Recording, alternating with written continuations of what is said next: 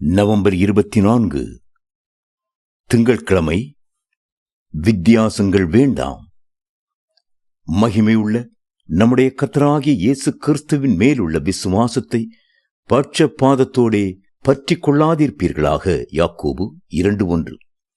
பட்சபாதங்கள், ஜாதி பேதங்கள், நிற வேற்றுமைகள், மத சண்டைகள் ஆகியவை சமுதாயத்தை சீரழித்து வருகின்றன. தமிழ்நாட்டிலே ஜாதியை மையமாக வைத்து இயங்குகிற அரசியல் கட்சிகள் ஏராளமாக பெருகிவிட்டன. அவர்கள் தங்கள் ஜாதியினுடைய முன்னேற்றத்தை கவனிப்பதுடன் இல்லாமல் மற்ற ஜாதிகளை வெறுக்கிறார்கள்.